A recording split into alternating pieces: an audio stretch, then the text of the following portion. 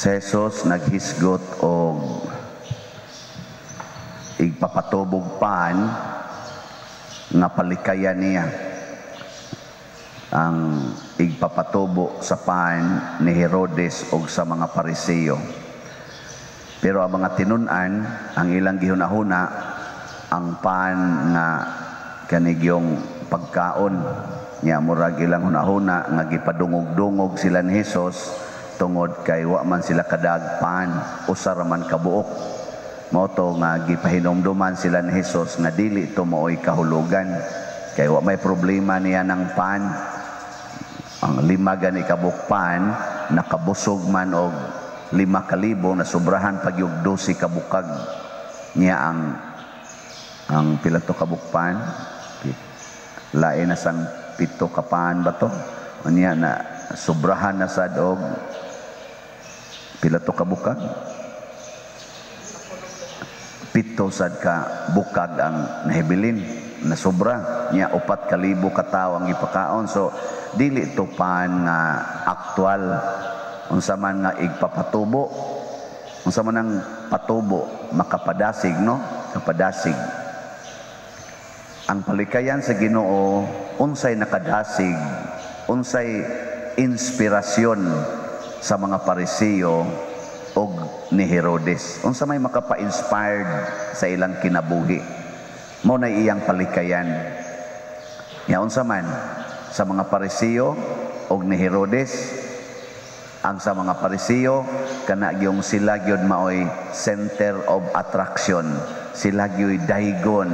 Mao na nga matod pa ni Hesus, magsulob sila mga tag-as kay sinina sama ning gisulob sa nagwali karon nya, magsigi sila og unsa na kanang magsubo gyud ilang naong kun magampo sila, anhagis kadalanan silang magbarog-barog nya, gusto gid silang tawgon nga teacher. Ang mga tao maingon gid lang teacher, magtutudlo, anang center of attraction.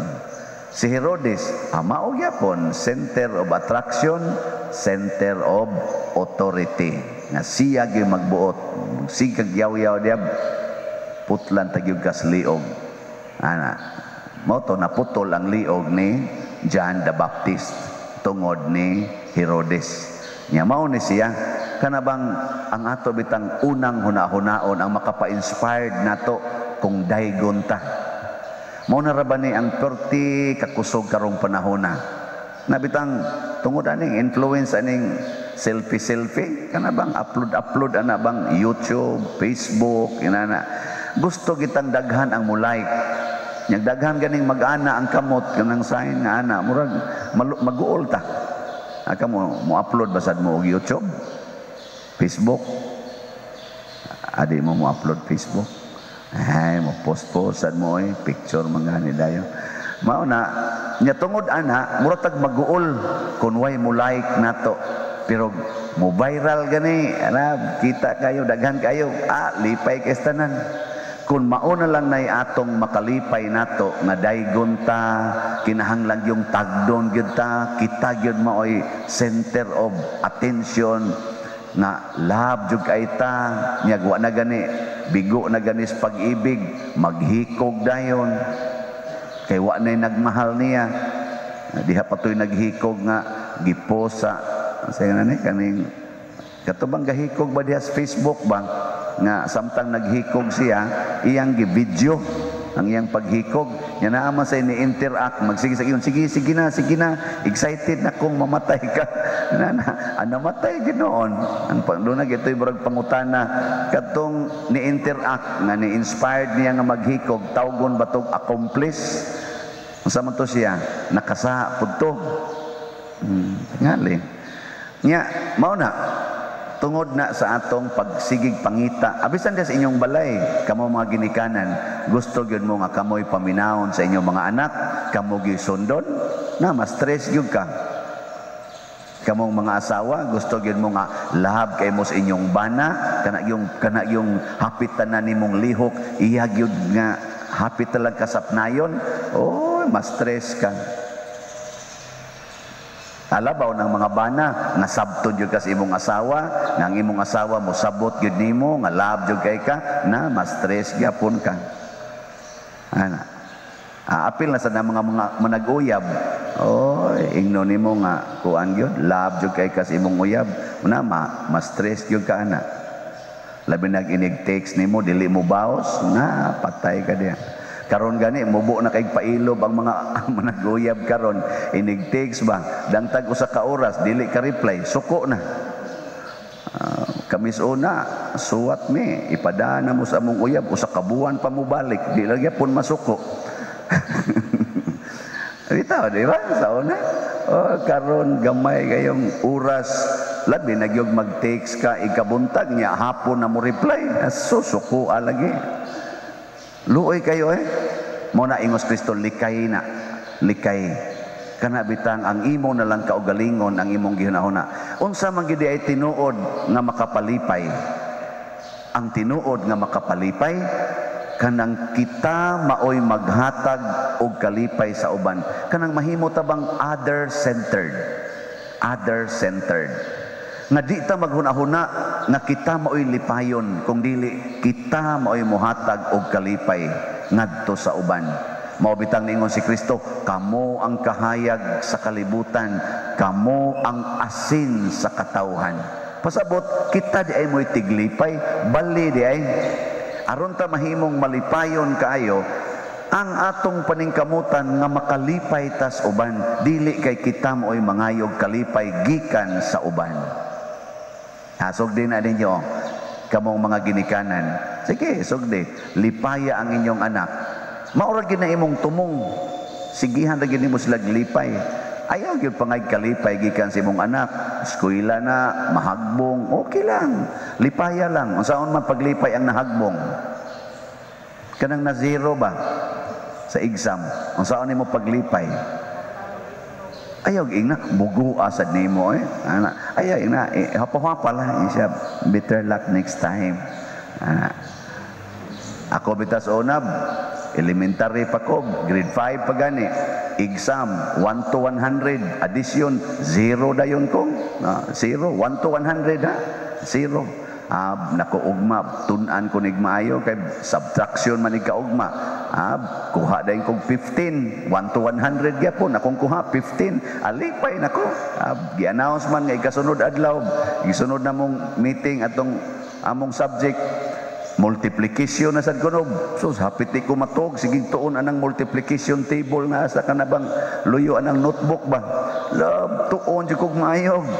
Ni-increase yun. Kakuha na kog 20 pagsunod adlaw. 1 to 100 yapon, 20 yapon akong kuha. Aportig yung bugua. Pero gi-inspired man ko, wa man ko gi-discourage. Graduate pa kog accounting. Bright kay ko. Magna cum laude. Karon na pare na ginoon.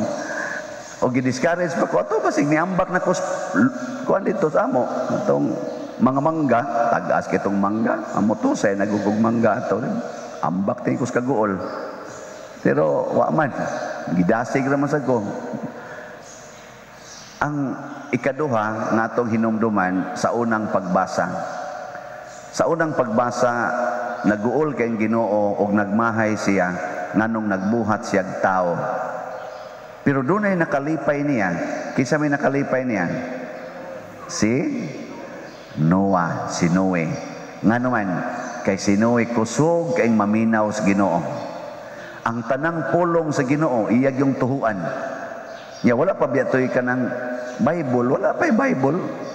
Ang Ginoo mo istorya nimo mura lag damgo ana usahay inspired lang kas imong kasing-kasing, pero nakuan si Noe, naminaw siya sa Ginoo. Gisayunan katong gipahimo siya barko tunga-tunga sa tunga-tungo sa yuta. Nya dako kay barko ang gipahimo. Katawan ko siya sa iyang mga silingan. Anong gahimo kag barko na yabag na ginis Noe? Ana, nya gatigom pag mga mananap, tanang mananap gisakay didto. Ana, o kamo kuno be, ingnon ta mo paghimo mong barko nya din ani ibutang sa may San Vicente, musugot mo aninyo himoon. Nya dako jud ing barko bang. Nya kay karong tulo ka adlaw karon mukuan na auto tulo ka adlaw. Pila to 40 ka adlaw gikan karon mukuan na ni mo lunop na. Mo sunod mo. Tutok mo lagi mo na ako na hilom dapat rin yabag naman tingali ka anak. Awa man sa ko ingnas Ginoo noon pero kanabang unsaon na nimo pagpaminaw ka imposible anang butanga pero nalipay ang Ginoo niya. Amot giyon sa pag-communicate sa Ginoo si Noe nga naghimo adtong tuang barko dito tong luwas pero mao gyud toy tinuod nga nahitabo. Nya doon na may daghang gisulting Ginoo nato nga makapalipay nato. Unsa may makapalipay nato? Una, ang paghigugma sa atong isig katao. Labi na gyud sa labing ubos. Kana porte nang muhatag og kalipay. Tuo mo ana. Mayo. Nya nahigugma mo ron sa mga adik. Nahigugma mo sa mga piniriso. Nahigugma mo sa mga kawatan.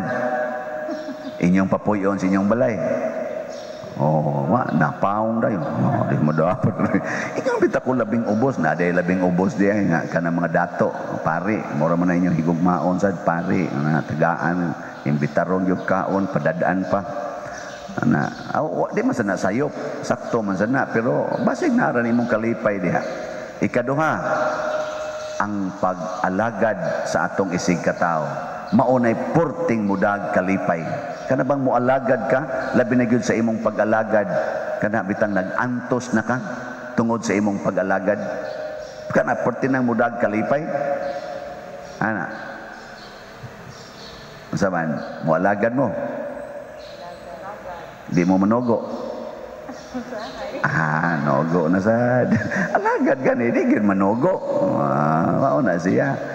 Ikatulo, kana bang unsay grasyang nadawat nimo imong i-share.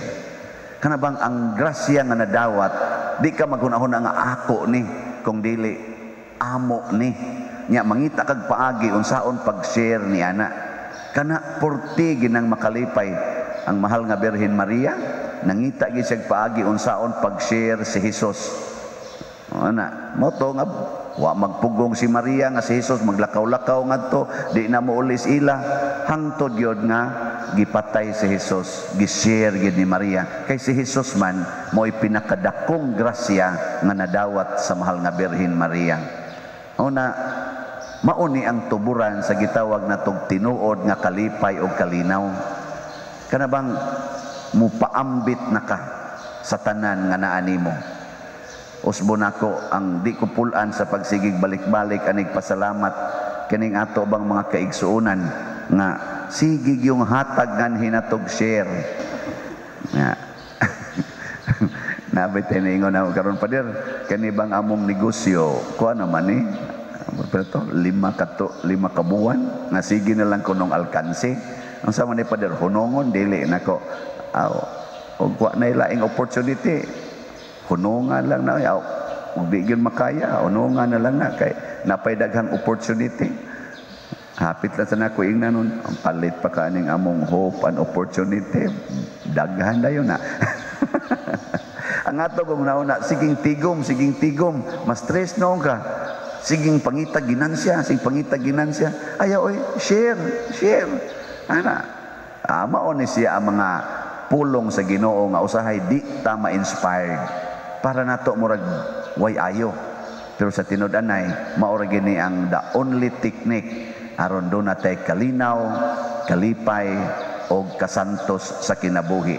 Di kita mosunod ani kadto ganing inspirasyon sa mga Pariseo og ni Herodes nga kita mangitag kalipay para nato mosamot na nun tag kasuko, frustrated, disappointed aning kinabuhian.